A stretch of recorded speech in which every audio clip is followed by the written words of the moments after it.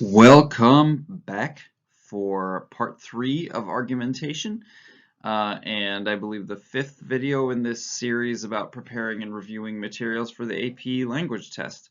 As always, the material in this particular video is going to cover material from our textbook, The Language of Composition, Reading, Writing, Rhetoric, as well as some of my own insights and ideas through this. So in this video, we are going to be covering evidence. We've already covered the basics of arguments, so what are arguments? We've also talked about claims and not only how to build a claim, but what different types of claims you might be building. So this now is going to cover, well, how do we provide evidence in support of those claims? So let's get started. There are multiple different aspects of evidence that I want to talk about. I'll go over 3 of them, and then I want to relate those aspects of evidence to what we already know about the rhetorical situation, since one of the things that we know is that an effective use of rhetoric while we're arguing is going to help us argue in a stronger and more effective way. So the aspects of evidence come up as we ask ourselves these questions. The first question that we should ask is your evidence logically relevant? So the aspect here is the relevancy of the evidence. And I include the word logically relevant because a lot of people will claim that they have relevant evidence, but once we break down the logic of it, it's not actually connected. So is your evidence logically relevant means that we should be able to spell out the relationship between the evidence and the claim. Once we provide the evidence, we should be able to link it logically back to the claim. And there are 3 steps that we can use to do that. The first step is when we produce a piece of evidence that we provide context for the evidence, that we make sure that the audience understands what the important background information of that evidence is so that they know where it's coming from and are able to start putting together, that logical relevance. The second thing that we do then is to provide the function of the evidence. What is it that we see this evidence accomplishing? Whether it's simply a beautiful piece of writing, or it's a metaphor, or it's a simile, or it's an appeal to emotion. What is it that piece of evidence is accomplishing rhetorically in order to do what it's doing? And then third, that's where we have the application. So we can take the context and the function of the evidence, what the evidence is doing, and apply that directly back to the claim. If this piece of evidence comes from this person in this situation, and this person is making an ethical appeal to the audience, then this is why, or this is how, that those pieces of information in conjunction with the evidence apply to the argument that I'm making, whatever, or apply to the claim that I have, whatever that claim may be. So that's how we determine relevance. It's also how we would then be able to elaborate upon the relevance of the evidence rather than just saying, well, it's important because it's important. Well, no, you say it's important because here's the context, here's the function, here's the application of the evidence.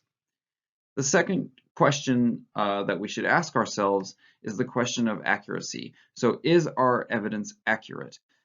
We may think that our evidence is relevant, but that evidence may still end up not being accurate.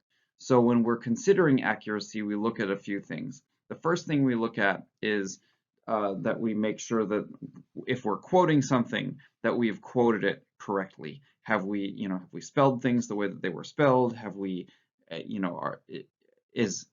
all that grammar stuff, but then also making sure that we aren't twisting it in some way.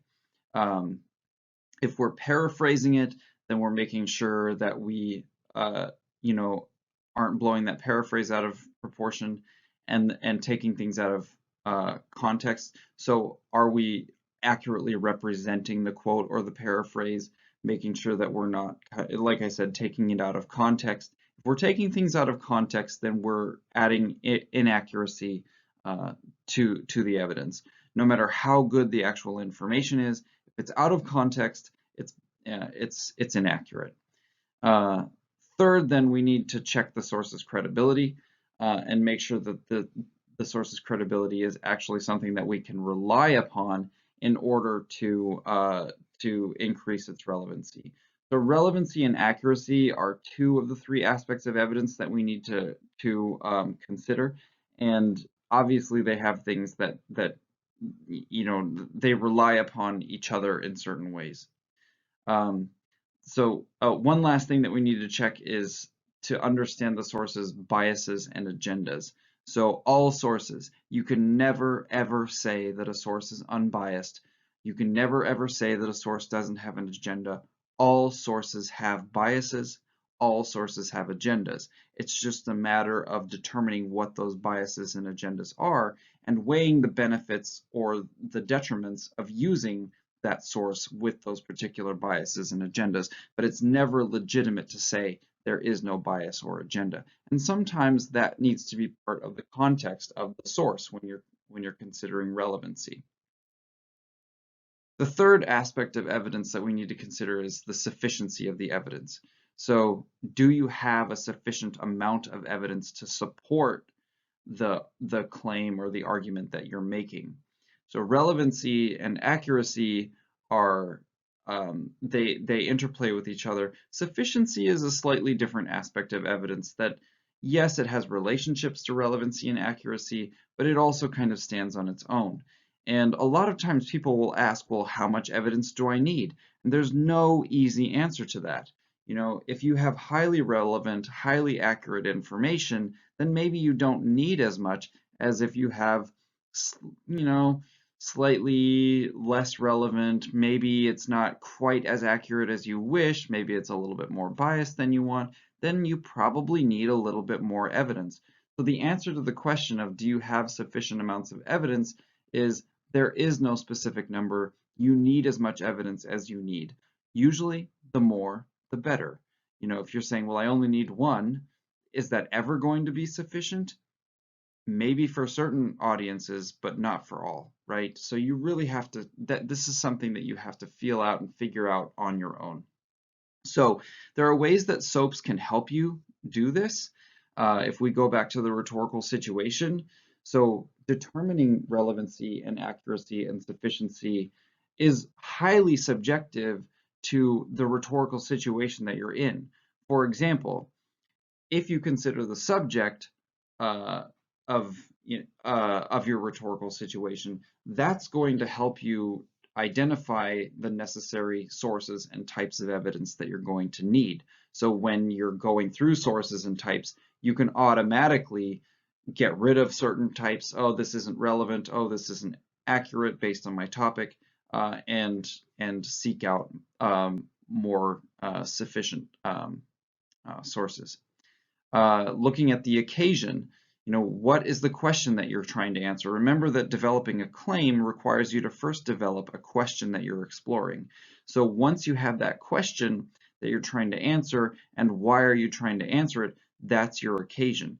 And understanding the occasion for this is, again, going to help you determine relevancy and accuracy especially. You understand why you're doing this. Okay, then that helps you determine what kinds of sources and evidence you're going to need.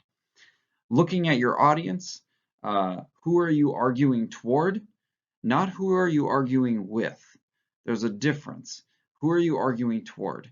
Who are you trying to convince? Who are you trying to bring into the fold and get them to persuade them to think more along your lines? What kinds of things are they going to respond to? What kinds of pieces of information do they need?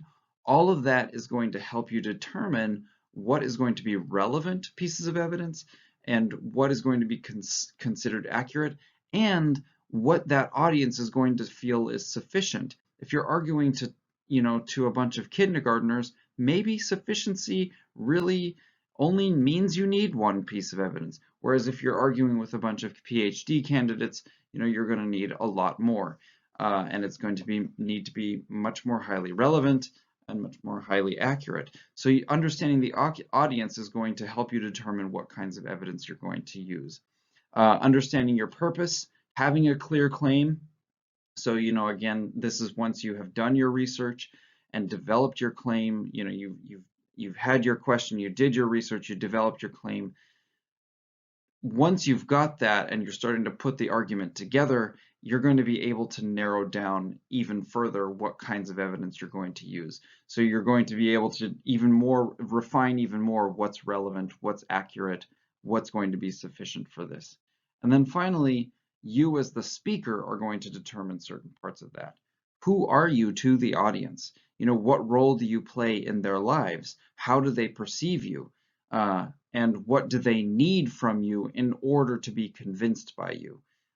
If they don't need as much from you, then maybe you're not as concerned about relevancy or accuracy or sufficiency. Whereas if they need more from you, or who they perceive you a little bit less trustworthy, then you might need to focus on relevancy, accuracy, and sufficiency even more. So it's really important that understanding relevancy, accuracy, and sufficiency is only part of the equation. You also have to understand your rhetorical situation in order to be able to use that evidence effectively and not misuse it. There's one more thing that we need to cover, and that is the types of evidence that you might be using. So I've broken it down with the help of the textbook into 4 different types: personal experience and anecdotes, current events, secondhand evidence, and quantitative evidence. So we'll talk about the use of each and then the challenges, and I'll try to do this fairly quickly because I think a lot of it will be intuitive for you. So for personal experience and anecdotes, these can be useful. Personal experiences and anecdotes are going to create imagery and build up a sense of pathos and ethos for the audience. When you have personal experience and you're able to illustrate it, they're going to feel emotionally about it. They're also going to trust you. It's going to reinforce more legitimate kinds of evidence. So personal experience isn't necessarily, or anecdotal evidence isn't necessarily legitimate, but it can help to illustrate the more legitimate pieces of evidence. It's also going to create empathy between your audiences, especially if if your audiences don't agree with each other or they don't agree with you. Being able to build that sense of pathos and emotional connection with them is going to help. The challenges, however, is that personal experience and anecdote is never sufficient for real persuasion. It's highly emotional, and emotional arguments are effective a lot of times, but they're logically weak. And if we're talking about creating a strong argument, then we have to consider the logic of the argument. You may be able to convince people to come over to your side because of the emotion, but that's not an effective way of arguing. So personal experience and anecdotes are also generally strongly biased, and that makes them logically weak as well. We can move up to current events, and those are a little bit more useful than the previous type. A lot of times current events make your topic instantly relevant. So if you're using current information, then you're able to build that real sense of trust between you and your audience because you're using instantly relevant information. They can be combined with personal experience, so pathos and ethos, especially if you have a current event and then you really want to draw a connection between that current event and your life, then that kind of helps to strengthen up those personal experiences a bit more. You can also, current events can come from multiple sources. You've got different types of news that you can look at and things like that, which are going to offer you multiple perspectives. And your ability to deal with multiple perspectives is going to build your sense of trust and authority with your audience a bit more. The challenges of using current events are essentially the bias that comes from those sources. So you really need to be careful when you're using current events, especially when you're looking at news. Remember, all sources have bias.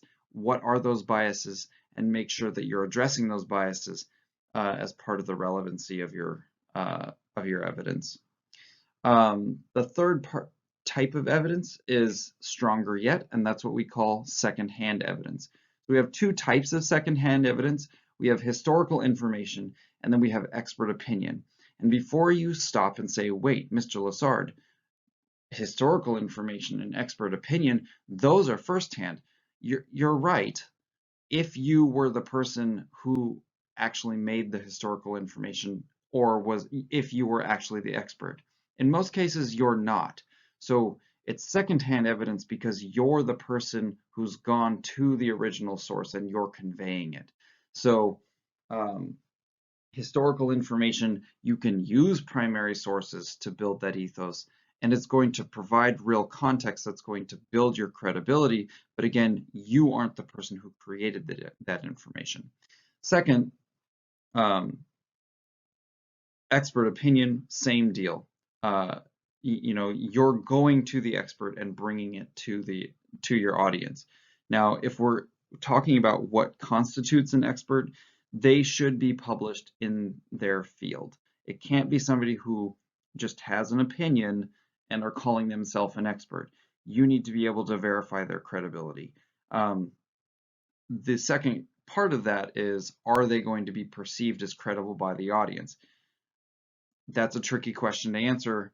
It's something that, is always in flux. And unfortunately, not everybody perceives expert opinion expertly. And that gets to some of our challenges. So the challenge with secondhand evidence is it's easily misrepresented or taken out of context. So you really have to be careful at how you're using it and not twisting it around. It needs to be researched and credible. You are responsible for checking the credentials of the secondhand evidence and making sure that it's credible. And you also need to remember that opinions don't make a person an expert. Just because somebody speaks with authority on something and has an opinion on a topic doesn't mean that they're an expert, and you really need to be careful when you're evaluating that. The last type of evidence that we're going to go over, and probably the strongest, is quantitative evidence. That is evidence that can be represented numerically and graphically. So that's evidence that you can easily bring logos in, although remember that numerical and graphical evidence isn't always going to be used logically. It can very often be used logically. It can also be used emotionally. It can also be used ethically. But we're going to look at it just in terms of logic here. Can the information that you are using be represented numerically or graphically? Whether or not you're representing it in that way, if it can be represented in that way, then you have quantitative evidence. It can also help you reveal your reasoning behind different types of evidence. So if you have a secondhand piece of evidence or a personal experience that isn't necessarily as strong as you want it to be, being able to bring in the numerical or graphical information to back up the way that you're using those pieces of evidence can really help to shore up your evidence. The challenge with this is it's difficult to illustrate and describe in an engaging way. A lot of audiences are going to tune this kind of evidence out, and you're going to lose them even if it is good information. So all of this is really important to consider as you are trying to put arguments together. How are you going to prove what you're really, trying to prove? You have to know what types of evidence you need, and you have to be able to evaluate that evidence, especially in terms of how it relates to your rhetorical situation. Lots of information here, guys. Hopefully you're able to process it. We'll be practicing it in the future.